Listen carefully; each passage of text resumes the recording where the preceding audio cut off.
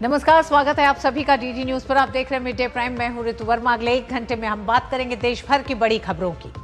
दिल्ली में चल रहे राष्ट्रीय सुरक्षा रणनीति सम्मेलन का दूसरा दिन है। आतंकवाद से घुसपैठ तक सुरक्षा चुनौतियों पर गृह मंत्री अमित शाह के नेतृत्व में हो रहे महामंथन से जुड़ी होगी खबर। साथ ही बताएंगे मुख्यमंत्री योगी आदित्यनाथ के चाचा भतीजे की वसूली जोड़ी वाले बयान से क्यों गरमाई उत्तर प्रदेश की राजनीति। जानेंगे कैसे देखते हैं विशेषज्ञ 10 साल में डिजिटल भुगतान में यूपीआई की धाक को और वैश्विक मंच पे इसके लगातार बढ़ते दबदबे को। इन खबरों के साथ ही देश दुनिया की अहम खबरें भी होंगी अगले 1 घंटे में, लेकिन सबसे पहले नजर डालेंगे अभी तक की बड़ी खबरों पर।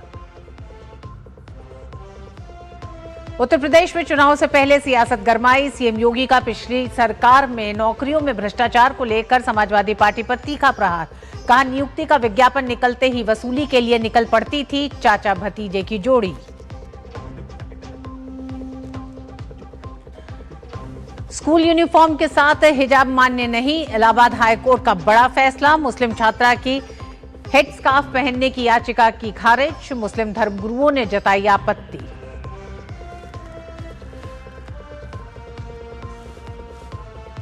गृहमंत्री अमित शाह की अध्यक्षता में 2 दिवसीय 9वें राष्ट्रीय सुरक्षा रणनीति सम्मेलन का आयोजन। देश की आंतरिक और बाहरी सुरक्षा को और अधिक सुदृढ़ और चाक चौबंद बनाना है उद्देश्य। आज हवाई हमलों से निपटने समेत इंफॉर्मेशन वॉरफेयर की रणनीति पर चर्चा।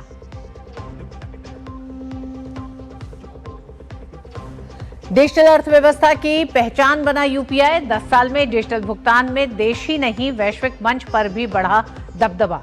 लेन देन में करीब 13,000 गुना बढ़ोतरी। पीएम मोदी की देशवासियों से अपने अनुभव साझा करने की अपील।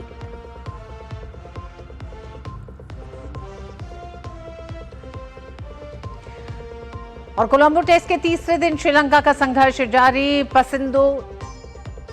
पसिंधु सूर्यबंदारा ने जड़ा अर्धशतक। पहले सेशन में भारत को मिली सिर्फ एक सफलता।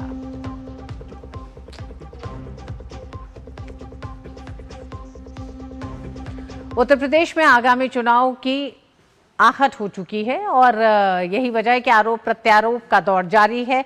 आज नियुक्तियों के मुद्दे पर यूपी के मुख्यमंत्री योगी आदित्यनाथ ने अखिलेश यादव और समाजवादी पार्टी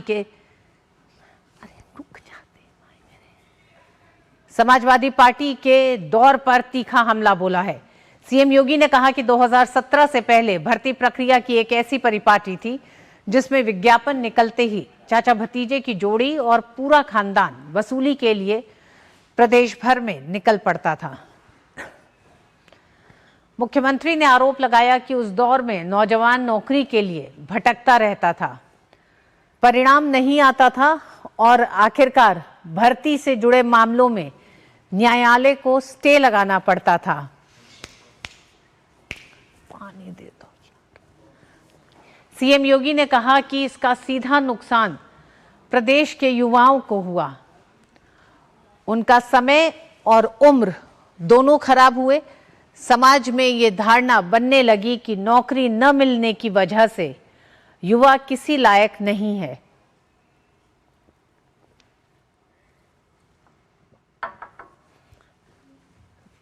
सीएम योगी ने दावा किया कि अब एक भी नियुक्ति पर कोई प्रश्न खड़ा नहीं कर सकता है। योगी आदित्यनाथ उत्तर प्रदेश अधीनस्थ सेवा चयन आयोग द्वारा चयन प्रक्रिया से कृषि विभाग के लिए नव चयनित प्राविधिक सहायकों समेत मंडी सचिवों को नियुक्ति पत्रों का वितरण करने के बाद एक सभा को संबोधित कर रहे थे। उन्होंने दावा किया, उत्तर प्रदेश में पिछले 9.5 वर्षों में हमारी सरकार ने 9,30,000 से अधिक युवाओं को सरकारी नौकरी दी है और एक भी नियुक्ति पर कोई प्रश्न नहीं खड़ा कर सकता। आइए सुनते हैं क्या कहा सीएम योगी ने। एक भी नियुक्ति पर कोई प्रश्न नहीं खड़ा कर सकता। हमने पहले दिन से तय कर रखा है कि जो 17 के पहले की परिपाटी थी कि नियुक्ति का विज्ञापन निकलता था, चाचा भतीजे की जोड़ी और महाभारत का पूरा खानदान फिर वसूली के लिए प्रदेश भर में निकल पड़ता था। नौजवान भटकता रहता था, परिणाम नहीं आता था। और अंततः माननीय न्यायालय को कोर्ट में स्टे लगाना पड़ता था, न्यायालय को स्टे करना पड़ता था।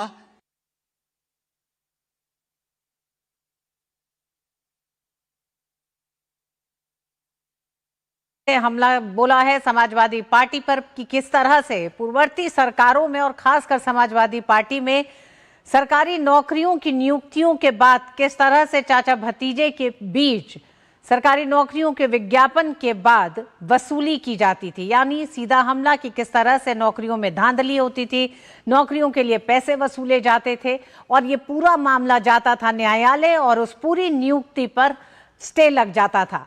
तो ये जिस तरह की ये पूरी प्रक्रिया थी उसमें सीधा नुकसान युवाओं का होता था, उनके भविष्य का होता था। युवाओं को एक बड़ा संदेश देते हुए योगी आदित्यनाथ ने आज बताया कि किस तरह से पिछले 10 साल में यूपी में योगी सरकार के दौरान युवाओं को नियुक्ति पत्र दिए गए हैं। साथ ही साथ पारदर्शिता की बात भी इस मंच से की। तो इस कटाक्ष के पीछे सिर्फ चुनावी राजनीति या चुनावी रणनीति नहीं है, बल्कि प्रदेश में एक बड़ा बदलाव जो पिछले 10 सालों में आया, जिसमें सबसे बड़ा एक बदलाव ये देखा गया है कि पारदर्शिता के साथ नौकरियों की नियुक्तियों या फिर नियुक्ति पत्र हो या फिर तमाम नौकरियों के जो आवेदन निकलते हैं, अब उसमें किसी भी तरह की वसूली नहीं होती। और उदाहरण के तौर पर, तुलना के तौर पर योगी आदित्यनाथ ने समाजवादी पार्टी के उस कार्यकाल का जिक्र किया है जिसमें परिवारवाद, भाई भतीजावाद, इन तमाम मुद्दों पर आरोप लगाते हुए योगी आदित्यनाथ ने बड़ा बयान दिया है। हालांकि इस बयान को लेकर अब सियासत तेज हो गई है। रामेंद्र हमारे साथ जुड़ गए हैं। रामेंद्र, योगी आदित्यनाथ ने सिर्फ समाजवादी पार्टी पर हमले तक ही ये पूरा एक तरह से उनका आरोप नहीं सीमित रह सकता है। इसको इस तरह से देखने की जरूरत लगती है कि पिछले 10 साल में जो एक बड़ा बदलाव हुआ है, 10 साल पहले किस तरह से नौकरियां मिलती थी और 10 साल बाद आज के दौर में कैसे नौकरियां मिल रही हैं।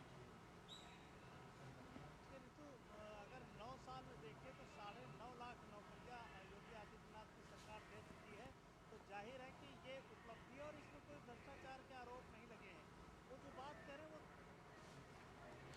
2017 से पहले की भर्ती व्यवस्था पर योगी आदित्यनाथ का बड़ा हमला, जिसमें उन्होंने कहा चाचा भतीजे की जोड़ी किस तरह से नौकरियों को लेकर वसूली करती थी, पूरा खानदान वसूली के लिए निकलता था। यानी पहले अखबारों में विज्ञापन छपते थे और फिर चाचा भतीजे की जोड़ी उसकी वसूली करती थी। युवाओं को नौकरी के लिए भटकना पड़ता था, समय पर नहीं भर्ती का परिणाम आता था और युवाओं के भविष्य के साथ एक बड़ा खिलवाड़ होता था। भर्ती प्रक्रिया में युवा बैठते थे, एग्जाम देते थे, लेकिन वो उस पूरे एग्जाम पर स्टे लग जाता था। मामले अदालत तक पहुंचते थे, कोर्ट स्टे से भर्ती प्रक्रिया होती थी प्रभावित। तो इन तमाम मसलों पर बोलते हुए योगी आदित्यनाथ ने समाजवादी पार्टी पर बड़ा हमला किया है। रामेंद्र, अगर आप हमारे साथ जुड़ गए हैं तो योगी आदित्यनाथ के इस बयान को किस तरह से देखा जा रहा है? बिल्कुल ऋतु जी, देखिए 9 साल में 9.5 लाख रुपये नौकरियां योगी आदित्यनाथ की सरकार ने दी है और उसका एडवांटेज ये है कि किसी से भी कोई पैसा नहीं लिया गया, कोई भ्रष्टाचार की शिकायत नहीं आई, कोई पार्शलिटी नहीं हुई, कोई भाई भतीजावाद नहीं हुआ, कोई जाति आधारित नौकरियां नहीं दी गई।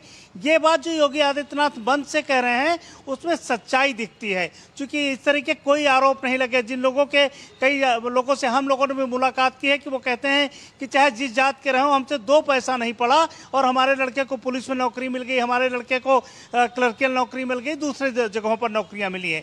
तो ये बड़ी उपलब्धि उनके खाते में जाती। देखिए योगी आदित्यनाथ के खाते में 2 बड़ी उपलब्धियां हैं जो उनके चेहरे पर जाती हैं। एक तो कानून व्यवस्था, दूसरा नौकरियों में पारदर्शिता, भ्रष्टाचार रहित नौकरियों को जो दिया गया है।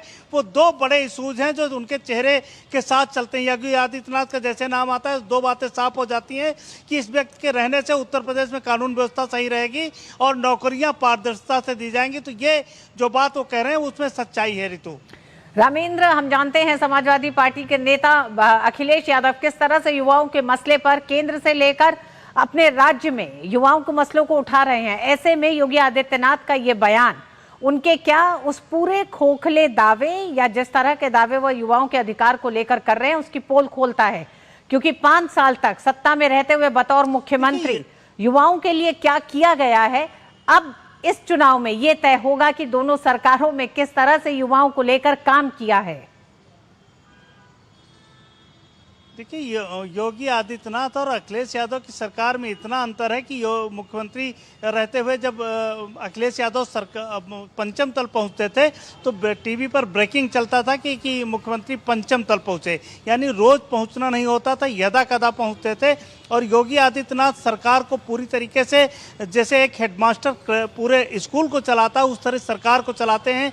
एक एक जगह पर बारीक नज़र रहती है और हर पक्ष को सुनते हैं। कानून व्यवस्था पर तो उनका स्टेप तय है कि किस तरह किया जाता। तो जो भ्रष्टाचार है, जिस तरीके से भ्रष्टाचार चरम पर था, लूट थी, फिरौती थी, बुंदेलखंड के इलाकों में चले जाइए तो लोग वहाँ शाम के समय निकलते नहीं थे। तो उन चुनौतियों से उत्तर प्रदेश बाहर आए। पश्चिमी उत्तर प्रदेश की बात करें तो लोग अपने घर छोड़ के पलायन कर रहे थे। कैराना आपके सामने है कि लोग कह रहे थे कि हम अपना घर छोड़कर चले जाएंगे।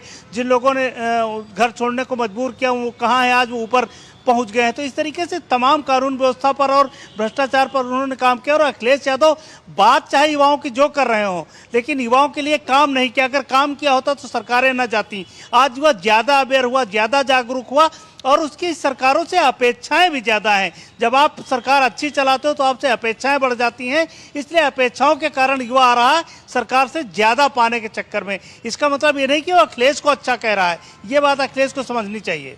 जी हाँ, बिल्कुल। और योगी आदित्यनाथ इस मंच से बेहद एग्रेसिव दिखाई दिए जब उन्होंने सीधे सीधे अखिलेश यादव के उस पूरे टेन्योर में युवाओं के लिए क्या कुछ किया गया है, नियुक्तियों को लेकर किस तरह से चाचा भतीजे की पूरी एक तरह से वसूली कंपनी के तौर पर दोनों लोग जिस तरह से वसूली करते थे, उस पर एक बड़ा हमला किया है योगी आदित्यनाथ ने। बहुत बहुत धन्यवाद रामेंद्र। और इलाहाबाद उच्च न्यायालय ने एक अहम फैसले में साफ किया है कि विद्यार्थियों में स्कार्फ या हिजाब पहनने की अनुमति नहीं दी जा सकती। अदालत ने कहा कि स्कूल यूनिफॉर्म छात्रों के बीच अनुशासन, समानता, संस्थागत पहचान और पंथ निरपेक्ष माहौल को बढ़ावा देती है, क्योंकि ये नियम सभी धर्मों के विद्यार्थियों पर समान रूप से लागू होता है। न्यायमूर्ति जे मुनीर और न्यायमूर्ति इंद्रजीत शुक्ल की खंडपीठ ने यह टिप्पणी प्रयागराज के एक स्कूल की कक्षा 11 की छात्रा की याचिका को खारिज करते हुए की। गौरतलब है कि छात्रा ने इसी स्कूल से हाई स्कूल पास किया था और कक्षा 11 में प्रवेश लेते समय ड्रेस कोड के साथ अतिरिक्त रूप से स्कार्फ यानी हिजाब पहनकर कक्षा में बैठने की अनुमति मांगी थी। उसका तर्क था कि वह कक्षा 6 से ऐसा करती आ रही है और इसके समर्थन में उसने पुराने पहचान पत्र और ग्रुप फोटो भी पेश किए थे। पीठ ने मामले से जुड़ी विभिन्न कक्षाओं की तस्वीरें देखने के बाद कहा कि याचिकाकर्ता को छोड़कर किसी भी अन्य छात्रा ने हिजाब नहीं पहना है। यहां तक कि उसी समुदाय की अन्य छात्राओं ने भी इसका पालन नहीं किया है। अदालत ने साफ किया कि उच्च न्यायालयों का ये एक मत रहा है कि हिजाब पहनना इस्लामिक आस्था का अनिवार्य हिस्सा नहीं है और इसके न पहनने से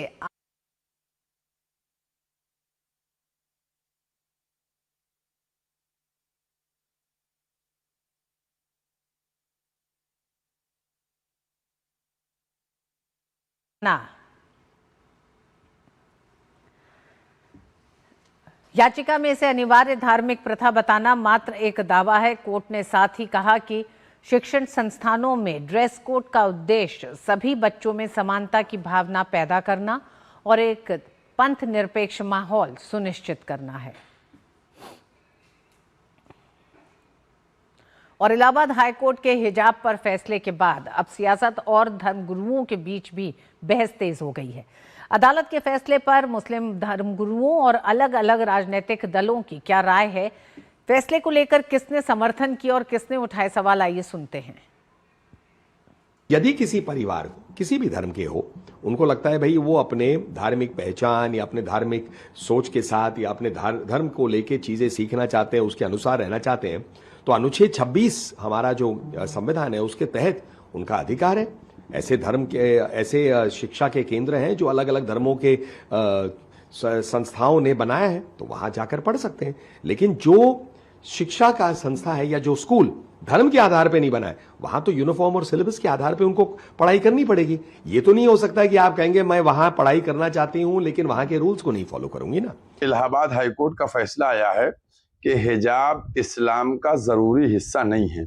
मैं ये समझता हूं कि जो वकील थे उस छात्रा की तरफ से, क्योंकि एक बात देखिए, कहते हैं हम ड्रेस, स्कूल की जो ड्रेस है उसकी मुखालफत नहीं कर रहे हैं, बिल्कुल हर जगह की जो ड्रेस हो उसको फॉलो करना चाहिए, उसको पहनना चाहिए। लेकिन अगर कोई छात्रा जो है वो हिजाब की अनुमति मांग रही है, मैं समझता हूं कि जो हमें संविधान ने दिया है उसके तहत वो हमको अनुमति मिलना चाहिए थी उस छात्र। अपनी शनाख्त के तौर पर या उसको अच्छा लगता है और वो हिजाब पहनना चाहता है, सर पे वो ओढ़नी रखना चाहता है, सर पे पर्दा ढकना चाहता है, तो इस पे रोक नहीं होना चाहिए। उसकी इंडिविजुअल आज़ादी का सवाल है। रहा सवाल के स्कूल के अपने कुछ नियम कानून होते हैं, लेकिन स्कूल के नियम कानून के साथ साथ एक इंडिविजुअल जो उसके हक और हकूक़ है उसकी बात भी होनी चाहिए। उसमें मैं इस बात से सहमत हूं कि माननीय हाईकोर्ट का जो फैसला आया है उसका सभी सम्मान करेंगे, लेकिन जो लोगों को असहमति होगी, जो लोग हिजाब पहनने की अनुमति विद्यालयों में चाहते हो, माननीय सुप्रीम कोर्ट का दरवाजा खटखटा सकते हैं। माननीय सुप्रीम कोर्ट का फैसला अंतिम फैसला होगा, जो फैसला होगा सबको मान्य होगा। तो इलाहाबाद हाईकोर्ट का बड़ा फैसला, स्कूल में हिजाब पहनने की अनुमति नहीं दी। बात छात्रों के भविष्य से खिलवाड़ करने वाली झारखंड की हेमंत सोरेन सरकार अब एक और कदम आगे निकल गई है। छात्रा के साथ मारपीट और दुर्व्यवहार के आरोपों ने रांची की प्रशासनिक व्यवस्था पर सवाल खड़े कर दिए हैं। 21 अगस्त को छात्रों के पुतला दहन कार्यक्रम के दौरान हुई बदसलूकी अब हेमंत सरकार के लिए सियासी मुसीबत बनती जा रही है। जेपीएससी जेएसएससी सुधार मंच की सदस्य प्रतिमा कुमारी ने प्रदर्शन के दौरान अपने साथ मारपीट और बदसलूकी का आरोप लगाते हुए कोतवाली थाने में शिकायत दी है। प्रतिमा का आरोप है कि पुतला दहन के दौरान 40 से 50 लोगों की भीड़ वहां पहुंची और पुतला छीनने की कोशिश की। इसी दौरान उनके साथ कथित तौर पर मारपीट की गई, दुपट्टा खींचा गया और आपत्तिजनक भाषा का इस्तेमाल किया गया। अब इस पूरे मामले को लेकर बीजेपी ने भी सरकार पर हमला तेज कर दिया है। दरअसल जेपीएससी जेएसएससी सुधार मंच से जुड़े छात्र अपनी मांगों को लेकर करीब 26 दिनों से आंदोलन कर रहे थे। प्रतिमा कुमारी के मुताबिक सरकार की ओर से परीक्षाएं रद्द करने का फैसला सामने आया, जिसे उन्होंने छात्रों को शांत करने की कोशिश बताया, लेकिन इसके बाद अदालत की रोक की बात सामने आने से छात्रों का आक्रोश और बढ़ गया और इसी के विरोध में मंच की ओर से राहुल गांधी और मुख्यमंत्री का पुतला दहन करने का कार्यक्रम तय किया गया था। आरोप है कि इसी दौरान छात्रों और दूसरे पक्ष के लोगों के बीच टकराव की स्थिति बनी। मैं जब रो के चीख के प्रशासन से ये गुहार लगा रही थी 21 तारीख को कि जो लड़का मुझे छेड़ा है, जो मेरे गर्दन पे हाथ रखा है, जो मेरा दुपट्टा खींचा है, आप उसको चिन्हित करिए और उसको खोजिए। क्या प्रशासन को भारी पड़ गया? क्या सरकार को भारी पड़ गई इस चीज में, या फिर प्रशासन सरकार पे भारी पड़ रही है, या फिर सरकार प्रशासन पे भारी पड़ रही है? ये एक सवाल है मेरे तरफ से कि प्रशासन जो केस पे केस दर्ज करे जा रही है, लगातार 2-3 थाने में केस दर्ज हुआ है हमारे साथियों के नाम पर, रविंद्र पासवान, कुणाल सर के नाम पर, और भी बहुत ज्यादा नाम है जिन पर केस हुआ। क्यों भाई? हम लोगों ने वो जो अंकिता वर्मा दीदी हैं उनको संरक्षण देने की वजह से हम पे केस किया गया है। प्रतिमा कुमारी के समर्थन में बीजेपी के कई वरिष्ठ नेता भी कोतवाली थाना पहुंचे। नेता प्रतिपक्ष बाबूलाल मरांडी ने हेमंत सरकार पर छात्रों के लोकतांत्रिक अधिकारों को कुचलने का आरोप लगाया। मरांडी का दावा है कि सिर्फ रांची ही नहीं बल्कि गिरिडीह, हजारीबाग, रामगढ़, गढ़वा में भी छात्रों के प्रदर्शन के दौरान झड़प हुई। उन्होंने आरोप लगाया कि कुछ जगहों पर झामुमो कार्यकर्ताओं ने छात्रों के साथ मारपीट की। प्रायोजित ढंग से लोकतंत्र में जो लोगों की अधिकार है विरोध प्रकट करने, उसको कुचल दे। जिस प्रकार से सरकार ने जो निर्णय ली है, अधिसूचनाएं जारी की है, कोई भी कोर्ट जाएंगे तो तुरंत इसकी डर हुआ भी स्वाभाविक है। इसके बाद बच्चों के मन में गुस्सा होगा। जहां 26 दिनों तक बच्चे भूख हड़ताल और धरना पर बैठे थे और उनको इस प्रकार से छाला गया, तो बच्चों ने क्या कहा कि हम लोग पुतला दहन करेंगे जिला मुख्यालय। उसको भी हेमंत सोरेन की सरकार को बर्दाश्त नहीं हुआ। और अब इस पूरे मामले ने सियासी रंग और गहरा कर लिया है। बाबूलाल मरांडी ने सरकार और संबंधित मजिस्ट्रेटों को चेतावनी दी है कि अगर प्रदर्शन के दौरान छात्रों से मारपीट करने वालों के खिलाफ एफआईआर दर्ज नहीं हुई तो 25 अगस्त से बीजेपी संबंधित मजिस्ट्रेटों का घेराव करेगी। मरांडी का आरोप है कि छात्रों के खिलाफ कार्रवाई की जा रही है जबकि हमला करने वालों पर कार्रवाई नहीं हो रही। यानी छात्रों के आंदोलन से शुरू हुआ विवाद अब सरकार बनाम विपक्ष की सीधी सियासी लड़ाई में बदलता नजर आ रहा है। और वक्त एक छोटे से ब्रेक का है। ब्रेक के बाद खबरें जारी रहेंगी। देखते रहिए मिड डे प्राइम। यार कैसे ले पाएंगे घर? नहीं, आज गर्मी बहुत है ना? यस, बहुत ही ज्यादा। पापा, घर खरीदने की प्लानिंग इज नॉट इजी। विनी, लॉन्ग टर्म सेविंग्स का बेस्ट प्लान बताना। LIC protection plus plan. LIC और सेविंग्स? यस, इसमें इंश्योरेंस और फंड्स दोनों में इन्वेस्ट करके गोल्स के हिसाब से सम अश्योर्ड एडजस्ट कर सकते हो। LIC protection plus plan, future insured, growth assured. Bharat की सबसे बड़ी gold loan NBFC Muthoot finance से गोल्ड लोन लीजिए और फिर देखिए सोना क्या नहीं कर सकता। कॉल कीजिए 1-800-313-1212।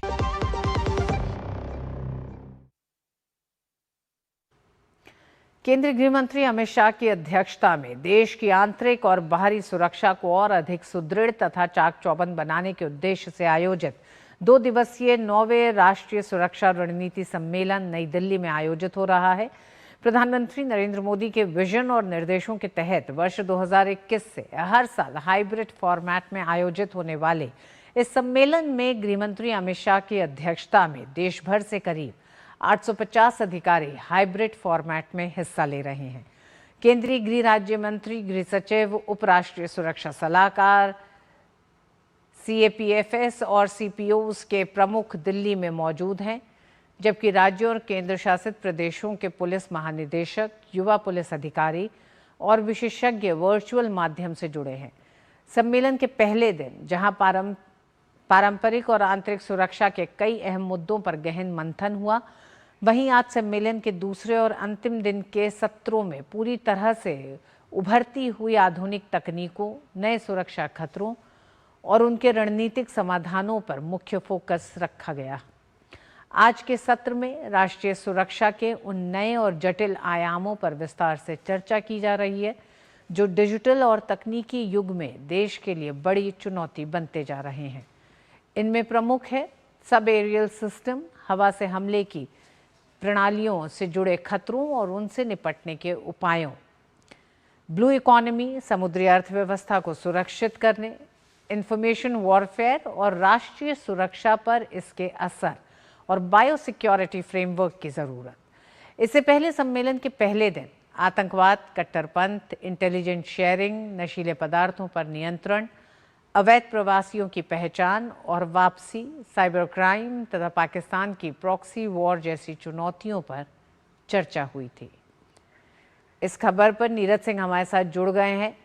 नीरज, आज दूसरा दिन है इस आंतरिक सुरक्षा को लेकर जो सम्मेलन हो रहा है और बेहद अहम है क्योंकि इसमें वो तमाम चुनौतियां सामने आने जा रही हैं जो भविष्य की चुनौतियां हैं। अगर आप आंतरिक और बाहरी सुरक्षा की बात करें, ये सत्र कितना अहम है, किस किस लिहाज से बेहद अहम हो जाता है अमित शाह के साथ उन तमाम एजेंसियों का ये मंत्र? देखिए, बिल्कुल ऋतु जी, आप देखें कि ये अपने आप कितना महत्वपूर्ण है, इसका अंदाज़ा आप इस बात से लगा सकती हैं कि 850 के करीब जो हमारे सुरक्षा अधिकारी हैं, इसके अलावा पुलिस के ऑफिसर हैं, केंद्रीय जो सुरक्षा बल के टॉपेस्ट अधिकारी हैं, वो इसमें शामिल हैं।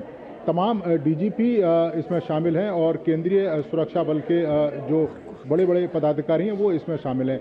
और किस तरीके से देश की आंतरिक सुरक्षा को मजबूत करना है, क्योंकि हमको भी पता है कि कुछ समय पहले सिलीगुड़ी अमित शाह गए थे और वहाँ पर सिलीगुड़ी कॉरिडोर की जो सुरक्षा व्यवस्था है वो किस तरह से करनी है, क्योंकि वो इलाका ऐसा है जो भूटान और इसके अलावा नेपाल और बांग्लादेश से जुड़ता है। बांग्लादेश से जुड़ने के कारण बड़े पैमाने पर डेमोग्राफी चेंज कई सारे इलाकों में देखने को मिला है। तो वो डेमोग्राफी जो चेंज है उस पर लगाम लगाई जानी चाहिए, क्योंकि उसकी वजह से जो एक्चुअल लोग हैं उन तक सही तरीके से जो सुविधाएं हैं वो नहीं पहुंच पाती, क्योंकि उनका हक मार लिया जाता है। और देश के अंदर आप देखें कि चाहे आतंकवाद हो, ख़ासतौर से पाकिस्तान और बांग्लादेश के जो बॉर्डर हैं वहाँ पर तमाम तरह की तस्करी की गतिविधियाँ लगातार होती रहती हैं। ड्रग्स का बड़े पैमाने पर खेप लाने की कोशिश आतंकवादी जो संगठन है वो करते हैं। और आप देखें कि पिछले कुछ एक सालों में लगातार ड्रग्स के खिलाफ जो कार्रवाई है वो गृह मंत्रालय ने काफ़ी कड़ी की है, top to bottom, bottom to top.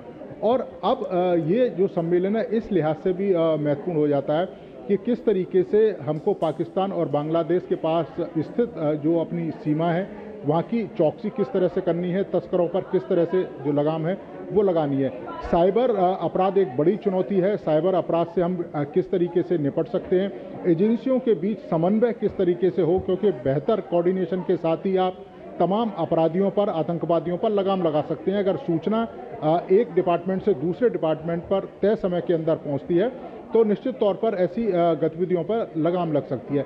इसके साथ साथ ही ड्रग्स के ऊपर एक बड़ा प्रहार गृह मंत्रालय कर रहा है और गृह मंत्रालय का ये कहना भी है कि तमाम एजेंसियां ड्रग्स के खिलाफ लगातार मुहिम चलाएं ताकि 2026 से 2029 के बीच में जो लक्ष्य रखा गया है ड्रग्स को देश से हटाने का, उस लक्ष्य को पूरा किया जाए। तो ये तमाम चुनौतियां हैं। इसके साथ साथ ही ड्रोन से जो हमले हैं उसकी भी संभावना रहती है। हमने देखा है कि पाकिस्तान और ख़ासतौर से जो भारत के सटे हुए इलाके हैं, पंजाब, इधर जम्मू, ड्रोन के द्वारा जो अटैक करने की कोशिश पाकिस्तान में बैठे आतंकवादी संगठन लगातार संवेदनशील इलाकों में करते हैं। तो वहाँ पर जो सुरक्षा व्यवस्था है वो किस तरह से पुख्ता हो सके। तो ये तमाम पहलू हैं।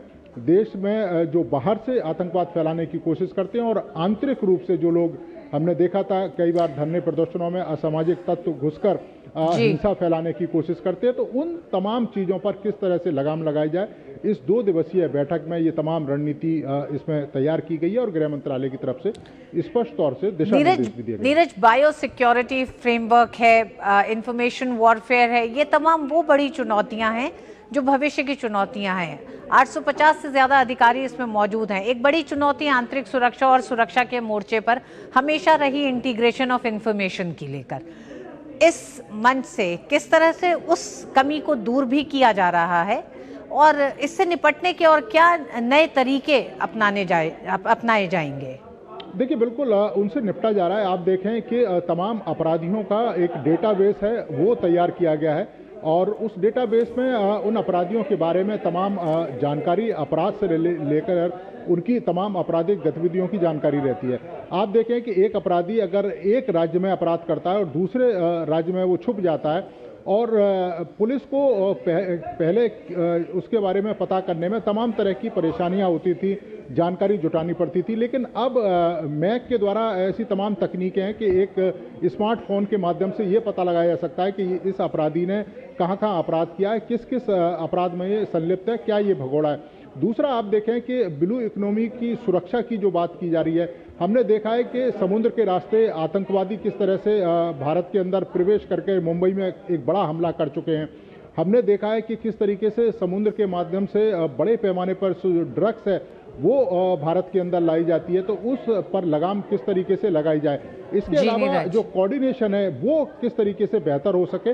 तो ये तमाम पहलू हैं जिन पर फोकस किया जा रहा है ताकि आने वाले समय में देश की आंतरिक सुरक्षा को मजबूत किया जा सके और इतना मजबूत किया जाए कि बाहर से कोई भी आतंकवादी या कोई भी तस्कर भारत के अंदर किसी तरह की गतिविधि न कर पाए। बहुत बहुत धन्यवाद नीरज पूरी जानकारी के लिए इस सम्मेलन पर। और आइए बात करते हैं 25 अगस्त 2016 से शुरू हुई भारत की डिजिटल भुगतान में क्रांतिकारी यूपीआई के 10 साल पूरे हो गए हैं। यूपीआई भारत के डिजिटल भुगतान तंत्र की रीढ़ और वित्तीय समावेशन का अहम चालक बनकर उभरा है। यूपीआई के 1 दशक से अधिक के संचालन में असाधारण विस्तार और गति रही है। यूपीआई पर वार्षिक लेन देन की संख्या बीते 1 दशक में करीब 13,000 गुना बढ़ी है। वित्त वर्ष 2025-26 में यूपीआई के जरिए 24,162 करोड़ लेन देन हुए, जबकि वित्त वर्ष 2016-17 में ये संख्या 1,78,00,000 थी। भारत का यूपीआई अब सिर्फ डोमेस्टिक डिजिटल पेमेंट का जरिया नहीं रहा, बल्कि दुनिया भर में अपनी पहचान बना रहा है। यूपीआई सीमा पार डिजिटल भुगतान के वैश्विक मंच के रूप में उभर कर सामने आया है और अभी ये संयुक्त अरब अमीरात, France, Bhutan, Sri Lanka, Nepal, Singapore, Mauritius, Qatar, Cambodia, Greece और मालदीव सहित 11 देशों में संचालित है। भारतीय राष्ट्रीय भुगतान निगम NPCI ने 25 अगस्त 2016 को यूपीआई लॉन्च किया था।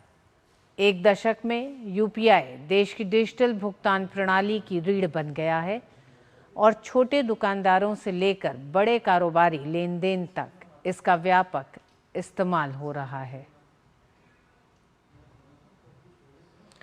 प्रधानमंत्री नरेंद्र मोदी ने यूनिफाइड पेमेंट्स इंटरफेस यूपीआई के एक दशक पूरा होने पर इसे भारत की डिजिटल भुगतान यात्रा में बड़ा बदलाव लाने का माध्यम करार दिया और कहा कि इसका व्यापक स्तर और पहुंच हर भारतीय के लिए गर्व का विषय है।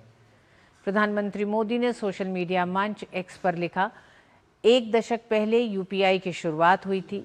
यूपीआई भारत की डिजिटल पेमेंट यात्रा में अब तक का सबसे निर्णायक फैसला साबित हुआ है। यूपीआई के व्यापक पैमाने और पहुंच पर हर भारतीय को गर्व होना चाहिए। प्रधानमंत्री ने लोगों से यूपीआई के साथ अपने अनुभव और इससे उनके जीवन पर पड़े प्रभाव को साझा करने को भी कहा।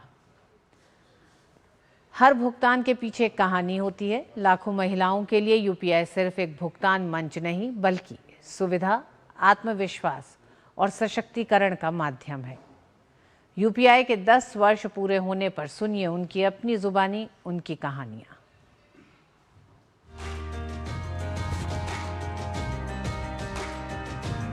पहले हमें बैंक की लाइनों में 2-2 घंटे खड़ा रहना पड़ता था, उससे हमें पैसे भी नहीं निकाले जाते थे और कई बार तो हमारे साथ ऐसा हुआ है कि हम बिना पैसे निकाले ही वापस घर लौट जाते थे और हमें कितनी भी समस्या हो हमें सामना करना पड़ता था। और अब ऐसा होता है कि भीम ऐप चलाने के बाद हम घर बैठे ही आसानी से लेन देन कर सकते हैं और कहीं भी बाहर भी हो तो भी लेन देन कर सकते हैं।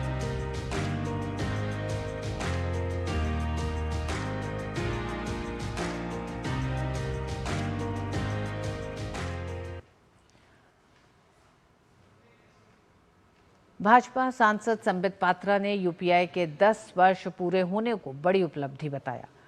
उन्होंने कहा कि आज यूपीआई पर लेन देन कई गुना बढ़ गया है। संबित पात्रा ने कांग्रेस पर निशाना साधते हुए कहा कि एक समय कांग्रेस ने यूपीआई का मजाक उड़ाया था, लेकिन आज ये देश की डिजिटल भुगतान व्यवस्था की बड़ी ताकत बन चुका है। यूपीआई ने 10 साल पूर्ण किए हैं। It has become the world's largest real-time payment system. ये भारत की शक्ति है। 10 वर्ष पहले जब मोदी जी ने इसी यूपीआई के विषय में बताया था तो कांग्रेस ने मखौल उड़ाया था। मैं आज उस मुखौटे को, उस मखौल को उतार रहा हूं कि देख कहां हम पहुंचे हैं। ट्रांजैक्शन वॉल्यूम यूपीआई का क्या है आज, कितना बड़ा है? 13,000 फोल्ड टाइम्स। आप सोच सकते हैं 13,000 fold surge in the transaction volume of UPI. और यूपीआई भारत की डिजिटल क्रांति का सबसे बड़ा उदाहरण है। इसी पर और बात करने के लिए हमारे साथ जुड़ गए हैं सौरभ तोमर जी, हेड यूपीआई NPCI। आपका बहुत बहुत स्वागत है सौरभ जी। और सबसे पहले तो बधाई, ये तो बहुत बड़ी उपलब्धि मुझे लगता है देश के लिए, जनता के लिए और आप लोगों के लिए है। लेकिन इस 10 साल में अगर 5 बड़े बदलावों की हम बात करें तो उसे आप कैसे देखते हैं जो सीधे जनता से जुड़े हुए हैं? फाइनेंशियल इंक्लूजन पे तो हम बात करेंगे ही। धन्यवाद रितु जी। और सबसे पहले तो आप सभी को यूपीआई के 10 साल होने की हार्दिक बधाइयाँ, आपको और आपके दर्शकों को।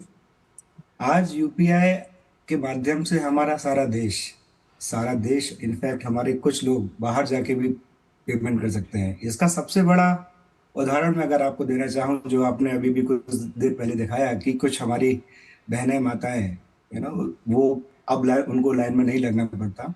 और लास्ट मंथ ही हमने 24 हजार करोड़ ट्रांजैक्शन एक मंथ में कंप्लीट किए हैं। ये अपने आप में एक बहुत बड़ा मंच है किसी भी हिंदुस्तानी के लिए, ये अपना सीना गर्व से बताने के लिए कि इंडिया में हम किस तरीके से डिजिटल पेमेंट्स की तरफ बढ़ रहे हैं।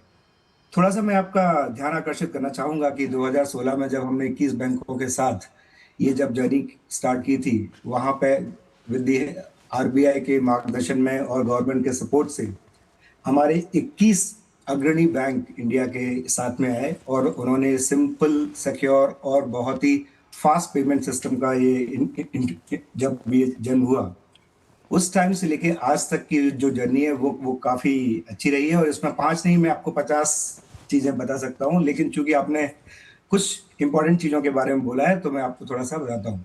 आज के डेट में इंडिया में हम इंडिया में नहीं, इनफैक्ट विदेशों में भी IMF जो कि इंटरनेशनल बॉडी है, इंटरनेशनल मॉनेटाइजेशन फंड, उसने भी यूपीआई को सबसे बड़ा प्लेटफॉर्म की तरह से रिकॉग्नाइज किया है। यूपीआई आज के डेट में कम यूपीआई आज के देश में आज के डेट में कम हमारे भारतवर्ष में 55 करोड़ लोग इस्तेमाल करते हैं अभी तक, और ये भारत में ही नहीं लगभग 9 कंट्रीज में और भी लाइव है जो आप अपने उस पर दिखा रहे हैं। इन कंट्रीज में हमारे इंडियंस जाके अपना ट्रांजैक्शन कर सकते हैं, और वो कंट्रीज आपने जैसे बताया UAE, Singapore, Bhutan, Nepal, Sri Lanka, France और मॉरिशस है। सबसे अच्छी बात यूपीआई की जो हम पूरे इकोसिस्टम ने जो मिलके किया कि यूपीआई को हमने बहुत ही कस्टमर के हिसाब से या यूजर के हिसाब से हम बनाने की कोशिश कर रहे हैं। इसमें हम ये भी ध्यान रखते हैं कि यूपीआई सिर्फ और सिर्फ केवल एक क्लास के लिए ही सीमित ना हो। और इसका लाइव एग्जांपल जब आप देखते होंगे कि आप सड़क पे चलते हुए एक छोटे से छोटा जो दुकानदार जो एक नारियल पानी बेच रहा है, वो भी एक यूपीआई के माध्यम से पैसे ले सकता है। और एक छोटे से छोटा इंसान जो लेबर, बिल्कुल सौरभ जी, जिस बात को आप कह रहे हैं QR कोड रेवोल्यूशन जो हुआ है भारत में, ये अकल्पनीय है। इसको सोचना कि गांव-गांव तक ये पहुंच जाएगा, जहां भारत के ग्रामीण हिस्सों की बात ये होती थी कि डिजिटल साक्षरता को लेकर बड़े-बड़े सवाल किए जाते थे मंचों पर से। एक ऐसा देश जिसने सिर्फ डिजिटल साक्षरता में ही एक तरह से अपने बड़े पैमाने नहीं साबित किए, बल्कि आज QR कोड सबके ठेलों तक, घरों तक, दुकानों तक पहुंचा हुआ है, छोटी छोटी किराना दुकानों तक। लेकिन इसमें आप एक इजी पेमेंट मोड से बढ़ते हुए किस तरह से MSME सेक्टर, छोटे व्यापारियों के लिए ये एक ताकत बना है? इसके दो पहलू हैं। पहले हम थोड़ा सा उपभोक्ता या यूजर की तरफ बात करते हैं कि यूपीआई को सिर्फ स्मार्टफोन यूजर ही नहीं, जबकि फीचर फोन जो एक सिंपल फोन होता है जो बहुत एक जिसमें स्क्रीन नहीं होती या कुछ और नहीं, तो उसके माध्यम से भी हमने UPI 123 के माध्यम से हमने फीचर फोन से भी हम उसको इस्तेमाल कर सकते हैं। हम उसे IoT, इनफैक्ट नए जो अपने डिजिटल मोड है, जैसे अब आप देखेंगे कुछ दिनों बाद आपकी गाड़ी में भी UPI का पेमेंट ऑटोमेटिकली हो जाएगा, बिना आपके मोबाइल या फिर बिना आपको गाड़ी से उतरे आप अपना फ्यूल भरा सकते हैं। सो ये हो गया उपभोक्ता साइड की स्टोरी। अब हम मर्चेंट की तरफ आते हैं। जो छोटा मर्चेंट जो मैंने आपको बोला, MSME हो गया या कुछ और हो गया, राइट। पहले के उदाहरण में एक किसी भी उद्योग को एक बहुत अपना 10 से 20% जो समय था वो पैसे के रख रखाव में मैनेज करना पड़ता था। मतलब कोई गलत कोई फेक करेंसी तो नहीं आ गया या कुछ फटा हुआ तो नहीं है, उनको जो चेंजेस का दिक्कत हुआ करता था। आज के डेट में यूपीआई न केवल जो छोटा व्यापारी बल्कि बड़े से बड़ा व्यापारी, अगर आप देखें कि आप सबसे बड़ा कोई एक शॉप ले लें, वहां पे भी आप यूपीआई के माध्यम से पेमेंट कर सकते हैं। इसका सबसे बड़ा फायदा क्या हुआ, जो रोटेशन ऑफ जो मनी है, कि जो पैसा पहले सुबह अगर मैंने आपके किसी दुकान पे दिया, जो शाम को या अगले दिन जाके जो बैंक में जमा होगा, आज वो पैसा उसी के माध्यम से उसी दिन उसके बैंक में पहुंचता है और वो सर्कुलेट होता है। तो इससे हमारे देश की इकोनॉमी को भी बढ़ावा मिलता है और उससे उस दुकानदार का या उस कंपनी के अकाउंट का भी एक बैंकिंग स्तर ऊपर होता है।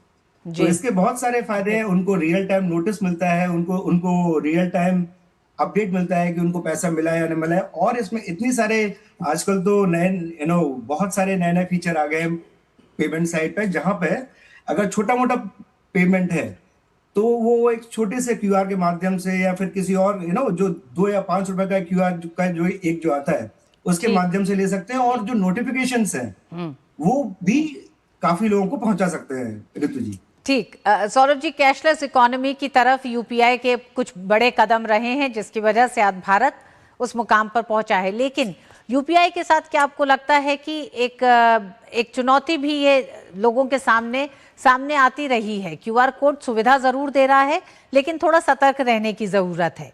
आप कैशलेस इकोनॉमी तो हो गए हैं, लेकिन क्या आपको लगता है कि ग्रामीण इलाकों में वो सतर्कता भी आप जनता तक पहुंचाने की कोशिश कर रहे हैं? बिल्कुल, इनफैक्ट इसमें सारे लोग मिलके, रिजर्व बैंक ऑफ इंडिया, हमारा गवर्नमेंट, सारे बैंक्स, एनपीसीआई, हम लोग सारे लोग मिलके हर बार ये कोशिश करते रहते हैं कि लोगों को कैसे सतर्क किया जाए। और अगर आप देखेंगे पिछले 2-3 साल में जिस हिसाब से जिस तरीके से सबने अपने एफर्ट डाले हैं इस डायरेक्शन में, वो काफी महत्वपूर्ण है। और ये जर्नी हमारी जारी रहेगी कि हर एक चीज के साथ आपको थोड़ा सा विजिलेंट होना ही पड़ता है। अगर आप कोई भी चीज यूज कर रहे हैं, अगर आपको कोई भी इंसान झूठ बोलने की कोशिश कर रहा है कि मैं आपको क्यूआर भेज रहा हूं, मैं 100 रुपए के 5,000 रुपए कर लूंगा, बहुत सारे ऐसे स्पॉन्जी स्कीम्स होते हैं जहां पे यूजर को थोड़ा बचना चाहिए और सही तरीके से अपने प्ले स्टोर पे जाके या वही ऐप डाउनलोड करें जो ऑथोराइज ऐप्स हैं। ये कोई भी लिंक पे प्लीज अननोन लिंक पे क्लिक ना करें। सो ये 4-5 चीजें हैं जो हमेशा आपको हर जगह सुनाई या दिखाई दे जाएंगी, और ये ऐसा हमारा निवेदन है सबसे कि इसमें थोड़ा सा कोताही बरतें। बिल्कुल सौरभ जी, यूपीआई ने भारत की पूरी तस्वीर बदली और ग्रामीण भारत की उस तस्वीर को तो बहुत ज़्यादा बदला है। जहां लोगों को बैंक की शाखाओं में जाना पड़ता था पैसा निकलवाने के लिए, पैसा जमा करने के लिए, पैसा बचाने के लिए, उन तमाम चीज़ों को बहुत ही सुविधाजनक उनके फ़ोन तक, उनके घरों तक पहुंचाया है। यूपीआई का ये 10 साल का सफ़र, जहां 11 देशों तक भी यूपीआई पहुंचा है, इसने ग्लोबल अपने आप को एक तरह से एक स्वीकृति दिलाई है। साथ ही साथ देश में तो बहुत ही बड़ा बदलाव है। एक बार फिर आपको बहुत बहुत बधाई हो, हमारे साथ जुड़ने के लिए भी धन्यवाद। पंजाब में आम आदमी क्लिनिक के कर्मचारियों ने प्रदेश सरकार के खिलाफ मोर्चा खोल दिया है। आम आदमी क्लिनिक एसोसिएशन की ओर से लंबे समय से लंबित अपनी मांगों को लेकर आज पंजाब स्तर पर हड़ताल की गई। इसके तहत गुरदासपुर जिले में भी मोहल्ला क्लिनिकों को ताले लगाकर कर्मचारियों ने सिविल सर्जन कार्यालय के बाहर रोष प्रदर्शन किया और सरकार के खिलाफ अपनी नाराजगी जाहिर की। इस मौके पर आम आदमी क्लिनिक एसोसिएशन के सदस्यों ने मीडिया से बातचीत करते हुए कहा कि कर्मचारी अपनी जायज़ मांगों को लेकर लंबे समय से सरकार और स्वास्थ्य विभाग के ध्यान में मामला ला रहे हैं। उन्होंने बताया कि 27 जुलाई को भी मांगों को लेकर हड़ताल की गई थी। इसके बाद स्वास्थ्य विभाग की ओर से बैठक कर मुख्य मांगों के संबंध में 15 दिनों के भीतर नोटिफिकेशन जारी करने का भरोसा दिया गया था। एसोसिएशन नेताओं के अनुसार निर्धारित समय बीत जाने के बावजूद मांगों को लेकर कोई नोटिफिकेशन जारी नहीं किया गया। उन्होंने कहा कि बार बार आश्वासन मिलने के बावजूद मामला हल नहीं होने के कारण कर्मचारियों को मजबूरन 25 अगस्त को पूरे पंजाब में मोहल्ला क्लिनिक बंद कर हड़ताल करने का फैसला लेना पड़ा। कर्मचारियों की प्रमुख मांग है कि उन्हें नौकरी की सुरक्षा दी जाए और उन्हें इम्पैनल श्रेणी में रखने के बजाय किसी मुख्य सरकारी बॉडी डीएचएस या एनएचएम के अधीन शामिल किया जाए। ਸਾਡੀ 27 ਜੁਲਾਈ ਨੂੰ ਇੱਕ ਪਿਛਲੇ ਮੰਥ ਸਟ੍ਰਾਈਕ ਹੋਈ ਸੀਗੀ, ਜਿਹਦੇ ਵਿੱਚ ਸਾਡੀਆਂ ਕੁਝ ਡਿਮਾਂਡ ਸੀਗੀਆਂ, ਜਿਨ੍ਹਾਂ ਡਿਮਾਂਡਸ ਨੂੰ ਲੈ ਕੇ ਡੀਐਚਐਸ ਆਫਿਸ ਨੇ, ਹੈਲਥ ਮਿਨਿਸਟਰੀ ਨੇ ਕਾਫੀ ਸੀਰੀਅਸ ਲਿਆ ਸੀਗਾ, ਸਾਨੂੰ ਮੀਟਿੰਗ ਲਈ ਬੁਲਾਇਆ ਸੀਗਾ ਐਂਡ ਸਾਨੂੰ ਆਸ਼ਵਾਸਨ ਦਿੱਤਾ ਗਿਆ ਸੀ ਕਿ ਜਿਹੜੀਆਂ ਸਾਡੀਆਂ ਮੇਨ 3 ਡਿਮਾਂਡਸ ਨੇ ਉਹਦੇ ਰਿਗਾਰਡਿੰਗ 15 ਦਿਨ ਵਿੱਚ ਨੋਟੀਫਿਕੇਸ਼ਨ ਕੱਢਾਂਗੇ। ਉਹ 15 ਦਿਨ ਦਾ ਸਮੇਂ ਬੀਤ ਗਿਆ। ਉਸ ਤੋਂ ਬਾਅਦ ਉਹਨਾਂ ਨੇ 1 ਹਫ਼ਤੇ ਦਾ ਹੋਰ ਟਾਈਮ ਮੰਗਿਆ ਐਂਡ ਲਾਸਟ ਫਰਾਈਡੇ ਉਹਨਾਂ ਨੇ ਸਾਨੂੰ ਪੂਰਾ ਆਸ਼ਵਾਸਨ ਦਿੱਤਾ ਸੀਗਾ ਕਿ ਵੀ ਨੋਟੀਫਿਕੇਸ਼ਨ ਆਪਾਂ ਜਾਰੀ ਕਰ ਦਾਂਗੇ, ਤੁਹਾਡੀਆਂ ਡਿਮਾਂਡਸ ਅਸੀਂ ਮੰਨ ਲਈਆਂ ਨੇ। ਬਟ ਫਰਾਈਡੇ ਨੂੰ ਕੋਈ ਨੋਟੀਫਿਕੇਸ਼ਨ ਨਹੀਂ ਆਈ, ਸੈਟਰਡੇ ਨੂੰ ਕੋਈ ਨਹੀਂ ਆਈ, ਮੰਡੇ ਨੂੰ ਕੋਈ ਨਹੀਂ ਆਈ, ਤਾਂ ਅੱਜ 25 ਤਰੀਕ ਨੂੰ ਆਪਾਂ ਪੂਰੇ ਪੰਜਾਬ ਲੈਵਲ ਤੇ ਸਟ੍ਰਾਈਕ ਕਰ ਰਹੇ ਹਾਂ ਅਣਮਿੱਥੇ ਸਮੇਂ ਲਈ। अमेरिका ने ईरान पर नए प्रतिबंध लगाने की घोषणा की है। ईरान की सैन्य गतिविधियों, खरीद नेटवर्क और पेट्रोलियम और पेट्रोकेमिकल व्यापार से कथित संबंधों के आरोप में लगभग 60 संस्थाओं, व्यक्तियों और जहाज़ों पर प्रतिबंध लगाए हैं। अमेरिकी ट्रेजरी विभाग ने इस कार्रवाई को आर्थिक डी-डे बताया है। अमेरिका के वित्त मंत्री स्कॉट बेसेंट ने कहा है, नए प्रतिबंधों का उद्देश्य ईरान के राजस्व के सभी संभावित स्रोतों को रोकना है। उन्होंने अन्य देशों को ईरान के साथ आर्थिक संबंध न तोड़ने पर जवाबी कार्रवाई की चेतावनी दी। वित्त मंत्री ने कहा है कि संघर्ष के अस्पष्ट क्षेत्रों में काम करना अब स्वीकार नहीं है। उन्होंने कहा कि ईरान के हत्यारे शासन के साथ किसी भी प्रकार का आर्थिक संबंध रखने वाले लोगों को अमेरिका की कार्रवाई का सामना करना पड़ेगा। वहीं अमेरिका की ओर से ईरान पर नए आर्थिक प्रतिबंध लगाए जाने के बाद तेहरान ने कहा है कि वह इन हालात का सामना करने के लिए तैयार है। ईरानी सरकार की प्रवक्ता ने आर्थिक मुश्किलों को स्वीकार करते हुए कहा कि देश एकजुट रहकर इस संकट से बाहर निकलने की कोशिश करेगा। इसके साथ ही ईरान के अर्थव्यवस्था मंत्री अली मदनीजादेह ने कहा है कि अमेरिका ईरान की आर्थिक गतिविधियों को पूरी तरह रोक नहीं सकता। मदनीजादेह ने मुताबिक राष्ट्रपति मसूद पेज़ेश्कियान की सरकार काफ़ी समय से नए प्रतिबंधों से निपटने की तैयारी कर रही थी। उन्होंने ये भी कहा कि ईरान के पास अमेरिकी दबाव का जवाब देने के अपने तरीके हैं। ईरान के खिलाफ अमेरिकी आर्थिक अभियान के ऐलान के बाद इजराइल के प्रधानमंत्री बेंजामिन नेतन्याहू ने राष्ट्रपति डोनाल्ड ट्रंप और वित्त मंत्री स्कॉट बेसेंट को बधाई दी। नेतन्याहू ने एक्स पर कहा कि ईरानी शासन और उसकी आक्रामक गतिविधियों में मदद करने वालों पर लगाए गए नए प्रतिबंध उचित हैं। उन्होंने कहा कि यह कार्रवाई उन लोगों के लिए भी कड़ा संदेश है जो ईरानी शासन के साथ सहयोग कर रहे हैं। ईरानी शासन और उसके मददगारों पर नए प्रतिबंध उचित हैं। ईरान के खिलाफ अमेरिकी आर्थिक अभियान के ऐलान के बाद इजराइल के प्रधानमंत्री बेंजामिन नेतन्याहू ने राष्ट्रपति डोनाल्ड ट्रंप और ट्रेजरी सेक्रेटरी स्कॉट बेसेंट को बधाई दी। नेतन्याहू ने एक्स पर कहा कि ईरानी शासन और उसकी आक्रामक गतिविधियों में मदद करने वालों पर लगाए गए नए प्रतिबंध उचित हैं। उन्होंने कहा कि यह कार्रवाई उन लोगों के लिए भी कड़ा संदेश है जो ईरानी शासन के साथ सहयोग कर रहे हैं।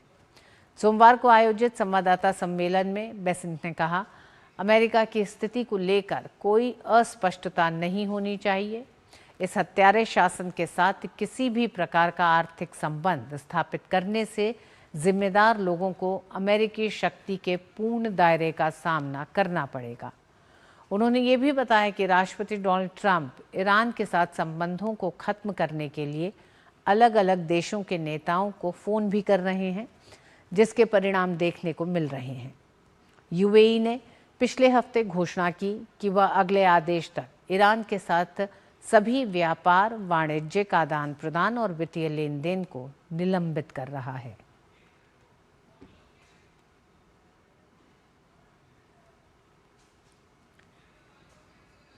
ईरान पर अमेरिका का एक बड़ा वार और जिसमें इजराइल के प्रधानमंत्री बेंजामिन नेतन्याहू भी अमेरिका के साथ हैं। अखिलेश सुमन हमारे साथ जुड़ गए हैं। अखिलेश जी, अमेरिका और इजराइल क्या मिलकर ईरान पर दबाव बना रहे हैं या उन देशों पर दबाव बना रहे हैं कि ईरान को समझा बुझा के इस गतिरोध को खत्म किया जाए? देखिए ऋतु, समझाने बुझाने का तो कोई मकसद है नहीं किसी का। दोनों तरफ से स्थितियां ऐसी हैं कि दोनों तरफ दबाव की राजनीति चल रही है।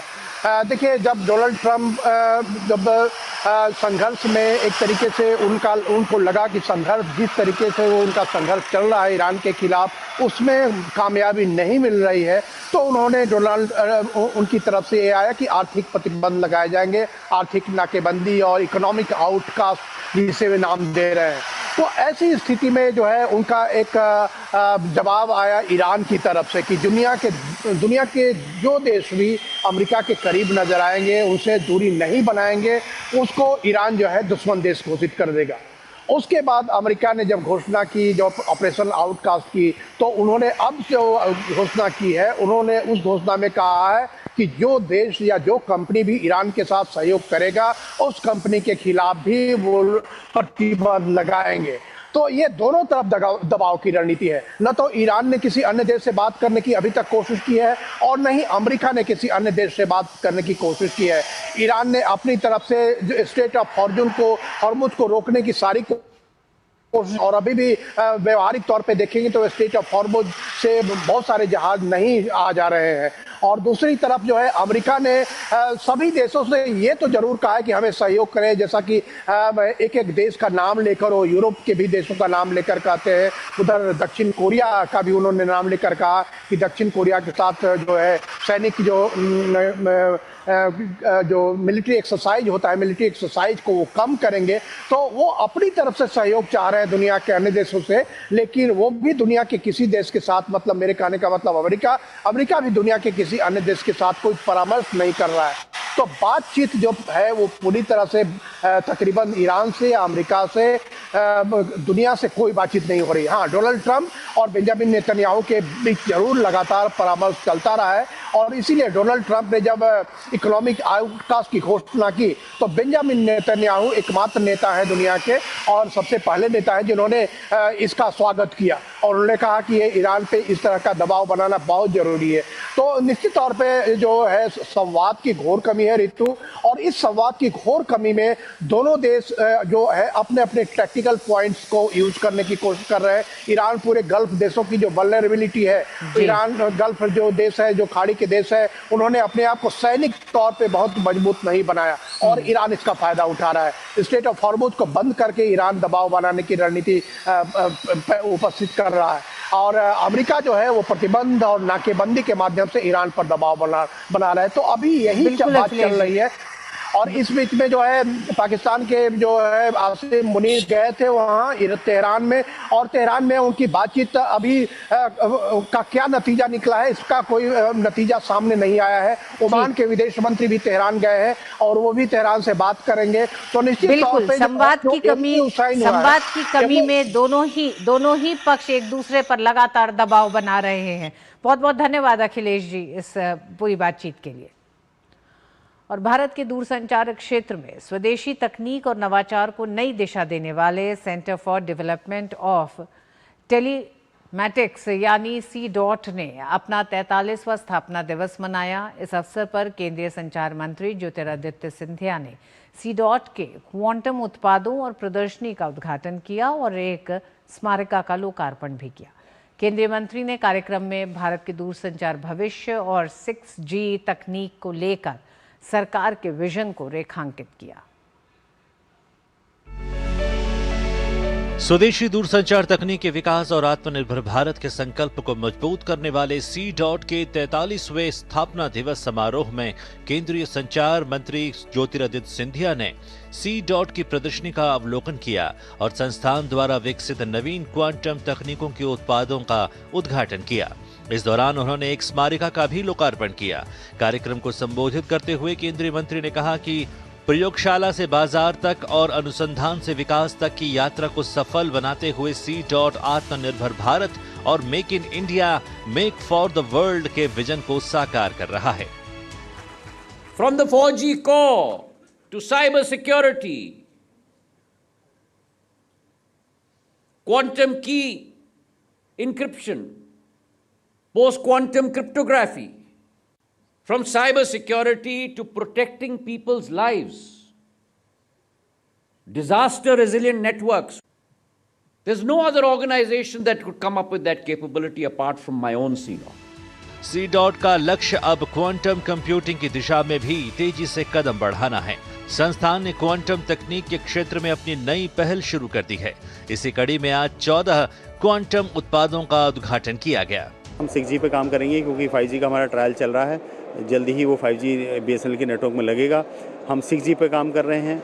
हम साइबर सिक्योरिटी में और बढ़िया टूल बनाएंगे ताकि अपने आप जो अभी हमारी टूल्स हैं ये मिटिगेट करते हैं और अच्छे तरीके से मिटिगेट करें ताकि एडवर्सरीज हमारे नेटवर्क्स को, हमारे लोगों को नुकसान ना पहुंचा पाएँ।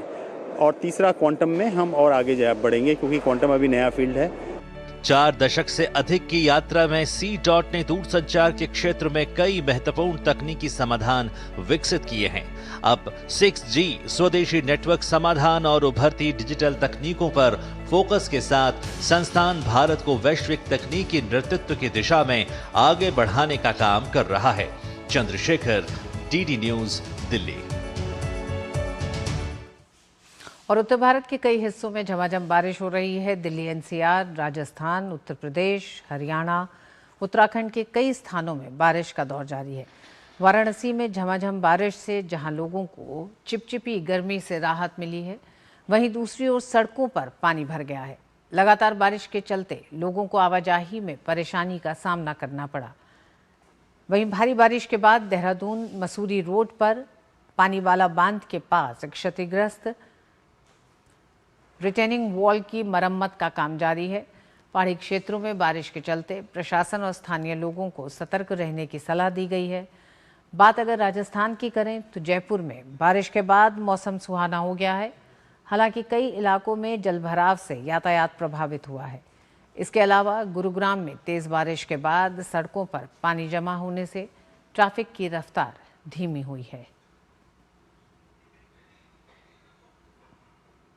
भारत और श्रीलंका के बीच कोलंबो में खेले जा रहे दूसरे टेस्ट मैच के तीसरे दिन श्रीलंका ने अपने दूसरे दिन के स्कोर 2 विकेट पर 8 रन से आगे खेलना शुरू किया। ताज़ा समाचार मिलने तक 5 विकेट पर 150 रन का आंकड़ा पार कर लिया है।